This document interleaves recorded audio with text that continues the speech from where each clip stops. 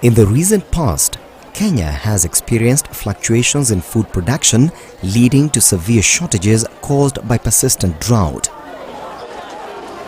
While this has been going on, a remarkable revolution has been taking shape in the horticulture subsector and retained its position as the fastest growing industry in the agricultural sector.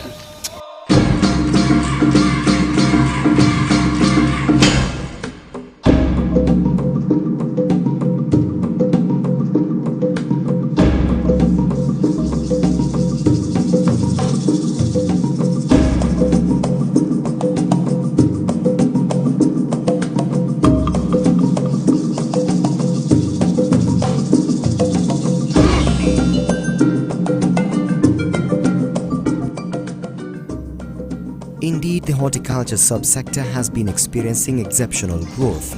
Despite the fact that about 80% of the fruit and vegetables produced in Kenya is consumed locally, the sector gained about 47 billion Kenya shillings in 2006 and continued to record increased growth in subsequent years. In the year 2008, horticulture generated 73.7 billion shillings in foreign exchange from exported commodities and over 65 billion shillings domestically. If we are able to put in place the structures that we envisage in our strategic plan, then we should be able to improve on this potential that we have. Be able to target doubling this particular generation of income to the economy within the next 5 to 10 years.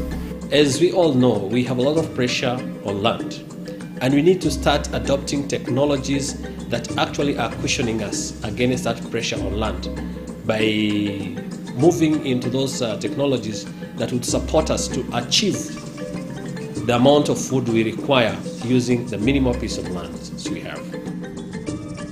But still, the number of people involved in the horticulture subsector is relatively small, thus requiring for more farmers to take up this form of agriculture.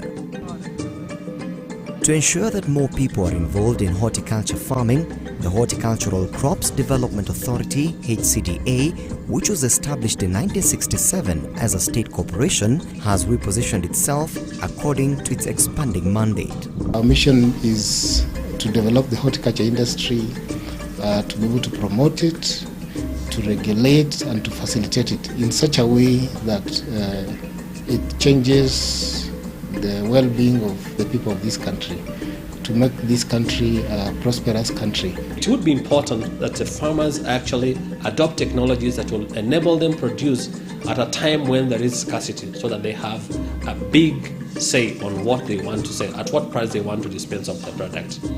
Farmers should desist from the habit of just cultivating and then looking for the market. I think the idea is first look for the market, identify the market, what the market wants, and then produce for a specific market. What is encouraging on the ground is the initiatives by the authority and the enthusiastic implementation by farmers. Across the country, farmers are using different technologies that HCDA has successfully passed on. Such technologies include introduction of new crop varieties for outdoor farming, greenhouse technology and drip irrigation. HCDA also teaches farmers on the management of water resources by harvesting rainwater, digging of shallow wells and tapping water from streams and rivers. We have two technologies that we've laid a lot of emphasis on. One is on drip irrigation, and I would like to say that this is a technology we are promoting in otherwise areas that are not considered really potential for farming. The irrigation technology again helps farmers plan better. It brings on board the issues of predictable agriculture. Upon his retirement as a truck driver with the East African breweries, Patrick Kimeo decided to return home in Kitui, where it is synonymous with persistent drought and water scarcity. However, for Kimeo, this was not such a challenge. After attending several agriculture shows across the country and field trainings organized by HCDA, his goal was simple: create an oasis of horticulture in the middle of dry Kitui. Watu wa HCDA